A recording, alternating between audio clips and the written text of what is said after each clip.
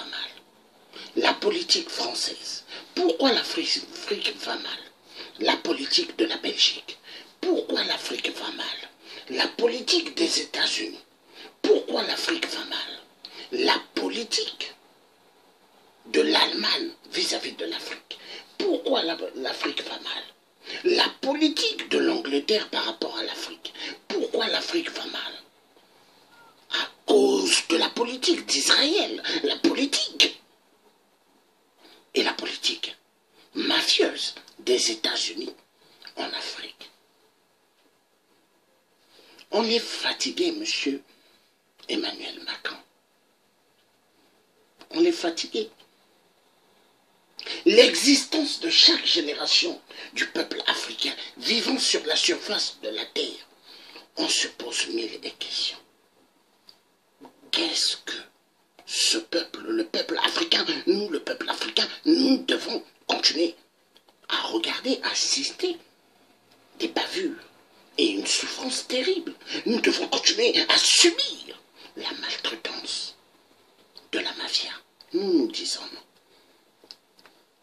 Il faut que ça finisse, monsieur le roi Emmanuel Macron.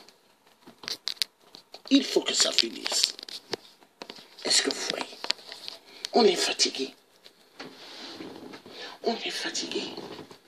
On est fatigué. Je vais montrer quelque chose d'autre. Car c'est très important. Bienvenue.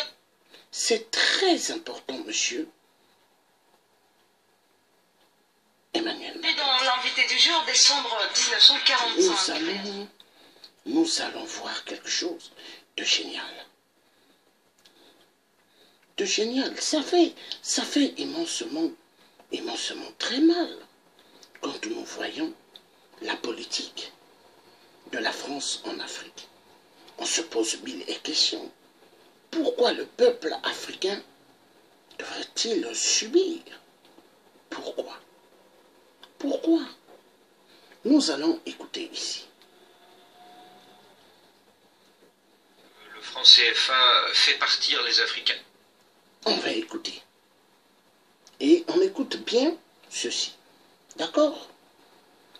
Il dit des choses qui effectivement doivent être étudiées de près mais qui sont pas fausses. Alors est-ce que ça a une influence sur les migrations? Oui, forcément, parce que le franc CFA d'abord est une monnaie surévaluée. Elle est, il faut le rappeler, ancrée à l'euro, qui est une monnaie forte. Leurs économies à ces 14 pays sont des économies faibles. Donc avoir une monnaie surévaluée handicap au niveau des exportations et puis par contre donne un avantage aux importations, ce qui ne facilite pas l'industrialisation de ces pays. Et quand Luigi Di Maio ajoute le franc CFA finance la dette publique française, qu'est-ce qu'il veut dire par là? Alors oui, effectivement, tout le système du franc CFA repose notamment sur le fait que les pays de la zone franc doivent déposer 50% de leur devise sur un compte spécial du Trésor français qu'on appelle le compte d'opération. Alors je crois, j'ai noté en 2016, je crois, il y avait 6,7 milliards d'euros déposés sur les deux comptes d'opération, donc des deux banques centrales de la zone franc. Donc ce sont les réserves de change de ces États. C'est très faible par rapport à celles, les réserves de change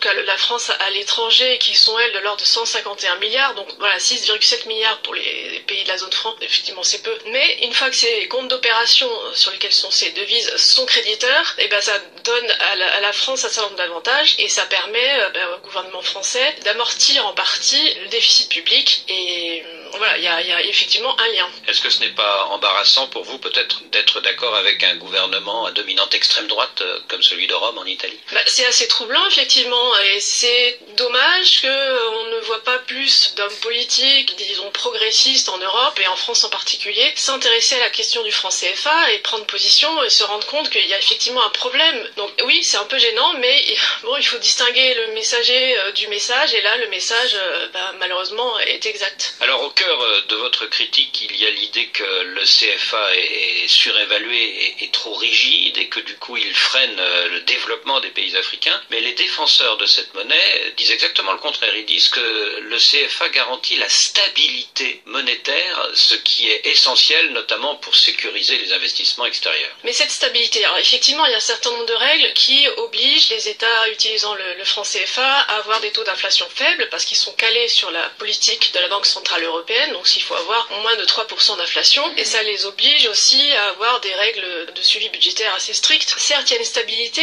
l'inflation, les prix augmentent peu, mais cette stabilité, elle a un coût, et c'est que les banques centrales africaines, elles s'obligent à restreindre les crédits qu'elles accordent aux États, aux ménages et aux banques commerciales pour faire en sorte que les réserves de change restent au même niveau sur les comptes d'opération. Ça veut dire que ça bloque toutes les capacités productives de ces pays, et ça oblige les États en particulier à aller s'endetter à des taux d'intérêt importants à l'extérieur pour financer leur développement. Les officiels français ne se rendent pas compte ce que génère ce franc CFA en termes aussi de ressentiment vis-à-vis de la France. Et je pense que cette politique qui tend à maintenir ce système va avoir des conséquences néfastes pour la France un jour ou l'autre. Selon l'observateur neutre Citigroup, qui est une banque américaine, pour la Côte d'Ivoire, l'histoire récente donne un argument solide en faveur du CFA, car au lendemain de la crise de 2010-2011, la stabilité qu'apporte le CFA a permis à la Côte d'Ivoire de limiter la détérioration de sa situation économique et de relancer son économie. Oui, mais après, si on regarde en particulier les chiffres du revenu moyen, le revenu moyen d'aujourd'hui est inférieur de plus d'un tiers à celui de la fin des années 70. C'est à peu près la même chose pour le Sénégal.